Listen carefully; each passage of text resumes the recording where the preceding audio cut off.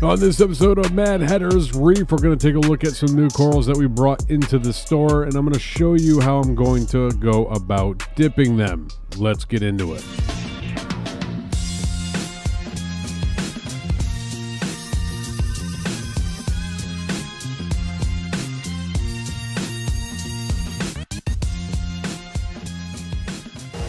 Alright, so here's our shipment. It's a little bit bigger of a box than I actually was expecting because I don't have a whole lot of corals today.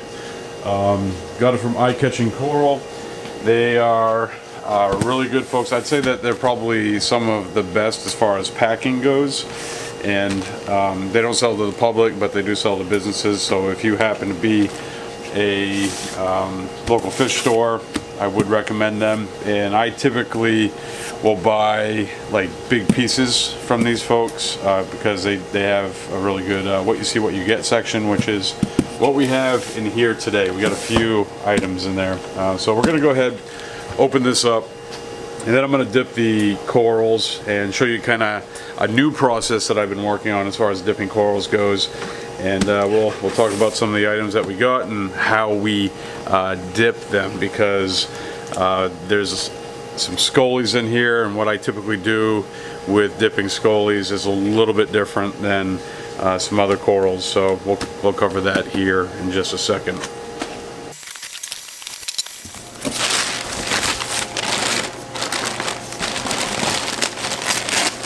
One thing I always like to do is check the heat packs, make sure they're still warm.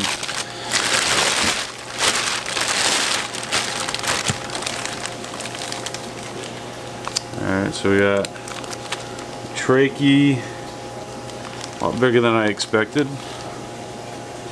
This one I kind of picked up for myself, but usually when I do that, it sells. So this is a little green trachea here, little kind of button. They even call it a button, little button trachea. And we got the big guy. This one's for a customer.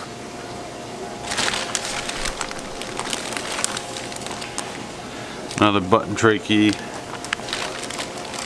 And we got a UFO scolie. Geez, I thought I think they might have mislabeled something. I think I had two scolies. So one of those tracheas I grabbed, I thought was a grade A. No, I'm sorry, grade B. Yeah, here's the other button. Okay, so that's the other button trachea. Then we got a couple frags down there. So that's pretty much it right there. And not all companies do these bags, but I usually like to use them as a trash bag as I'm processing through stuff, because obviously I'm not going to hang on to that cardboard there. These folks, they use, I'm going to lose that end there. They use Specimen Containers, which they have recently started showing what the actual product is, which is helpful for identifying, you know, especially when you're special ordering things. I think they're like bulk stuff. They're still not labeling, but anytime that a company, you know, tells you what you're getting, see, here's some that don't have labels on it. But this is a rack of Wilsoni's frags. So yeah, that's pretty much it. We're going to take this, use this as a trash bag. We're going to go through the frags, then we're going to let the big guys, actually these guys, float as well, and then we'll dip everything after about 20 minutes of temperature acclimation, because I'm sure they're a little chilly, even though they threw 3 heat packs in there. And then we'll dip stuff and get it into the systems. A lot of like this guy right here, this is their candy corn polyp. I'm not a huge fan of clove polyps, but pretty nice looking one. Has some gold and blue and purple in there. I was thinking about aquaculturing that one. Expanding the zoanthid collection. We do have quite a bit of zoanthids here. I don't have LA Lakers, so we got those now. And then they had a pretty good price on some Lucky Charms Samacora, and I have had one that I have suspected that is Lucky Charms, and I just kind of got these guys to be able to identify and then see if it is actually that guy. Then we got a bunch of Wilsonies. We usually do pretty well with Sonys here. Customers like them quite a bit, and they usually sell pretty fast. They're very similar to 8 cans, but a little bit bigger, probably just as hardy. And one thing that's interesting about the Wilsonies is they will change color quite a bit depending on the lighting scheme. We've had some go from just like regular blue all the way to like rainbow colored after being in the system for a while. So these guys are pretty good to have around. Not the cheapest coral. This one's kind of sitting on its face. Happens. Definitely not the cheapest coral, but they're fun to get in the store, and customers usually pick them up pretty quick. So as a business, it's always good to have a coral that's going to turn over relatively fast, especially when you don't get a lot of coral in, and it was still pretty pricey. All right, so I've been using a different dip than I have used in the past, and this is Coral Clean from Tropic Marin, and I have been pleasantly surprised with how well it works. You use a lot of it, I guess that isn't necessarily a judgment on whether it's good or not, but it is a little bit pricey. I used it on the last shipment, and I found that it really did a really good job of knocking things off the coral.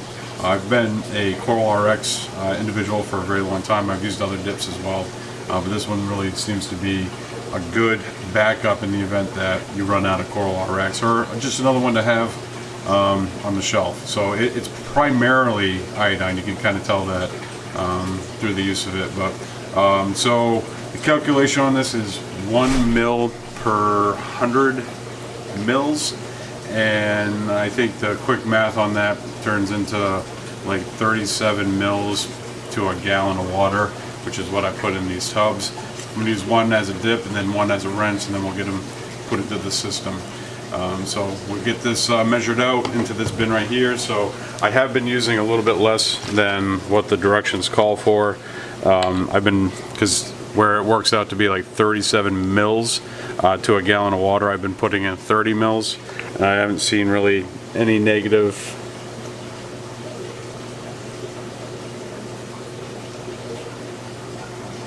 any lack of strength or anything like that using that methodology. Anytime that I'm using something different, I always kind of take the side of caution with it, but looks pretty rough right there, but we'll mix that up with our turkey baster and get that kind of broken up a little bit. Alright, so this is a typical setup for me when I am dipping corals, especially on a large scale. So I'll usually have a couple bins going. I used to use large concrete bins. I have kind of since moved to these dollar store bins, and what I usually like to do is have one dip, one rinse. I will have a trash bag real close by, and then that bucket there is for shipping water, to discard that, and then that container over here is usually where I throw the specimen cups for the corals that come with that. I usually like to reuse those as much as I can. So that's a typical setup for me.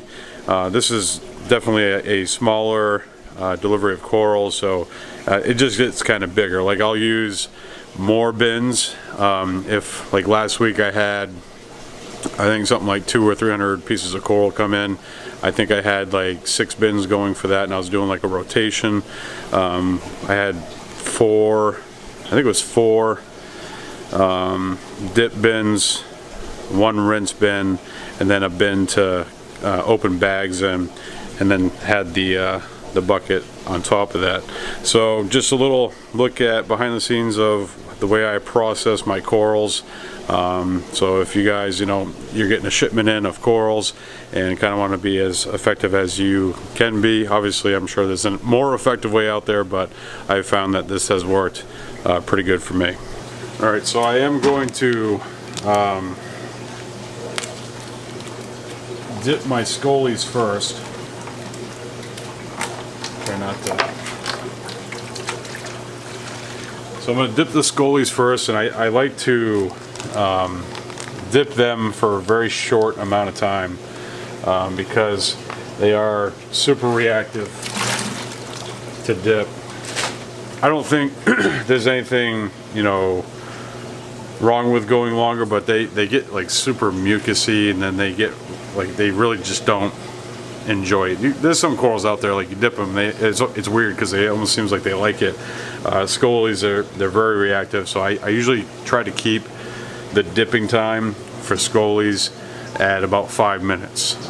Generally, when I'm dipping corals, I'm going for 10 to 15 minutes, and I usually will set a timer. I'll use my phone during that time to make sure that they're staying in the bath for a period of time. But scolies, I really try to do it a quick in and out, and I don't know if you guys can even see that or not, but he's already kind of getting whiny about being in the dip. So we'll grab the grade B that we got. This is a UFO, and then get these guys in here, let them do their thing real quick, then we'll get the other corals in the dip. Oh yeah, that's all right. Okay, so I got a grade B, but it's a show size grade B. So it's a really large scolie. So the UFO, I would call that a small. I think they called it a large. We got shrinkflation happening with corals, but that's a lot bigger. So like you can kind of see the difference there. This guy, even though it's a grade B, that is a show size, where that is a large, and I'm going to call that a small. But the UFO, I picked this one out because it had, it wasn't just like a regular UFO. It actually has like almost like glitter, it looks like. And then I think I got the grade B just from their general selection. So it looks like it's a pretty solid critter there. But we'll give these guys just about 5 minutes in the bath here, and we'll get them rinsed off and then put into the system with the other scolies. So here I'm just working through the rest of the order. I only had those scolies in there for about 5 minutes. The trachees are going to get a lot more time. I usually keep them for the typical 10 to 15 minutes in the dip, but you always want to follow the instructions on the dip. Now see, this is why you never know about size. So this one, bought for a customer, looked absolutely huge on the listing, and this guy I bought for myself and looked really small. So granted, trachees can inflate quite a bit.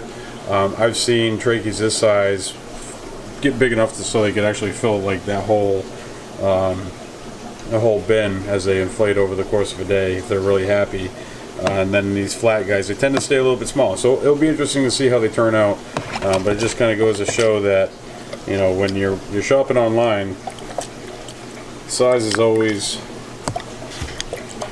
subjective. These little button scolies, I'll show you a little trick that I like to do with them. I usually take a little piece of PVC piping, and I'll one that's, you know, adequate size. I'll probably have to do like an inch size on these guys, and have them stand or face up so that customers can actually see them, so they're not like laying on their skeleton on the rack. But the bigger trachees, they should be fine. Alright, so here are the little pieces of PVC pipe that I'm going to use for stands for those two trachees that are in there, the little button guys, and they've been rinsing off here for a second. So the benefit to this is basically they're going to be standing up as opposed to laying down, and people can actually see them. So it should work out pretty good for us. We're going to get these guys put into the system, and hopefully somebody can come pick them up and take them to their forever home. Alright, so now it's time to pick up my mess and see what we got.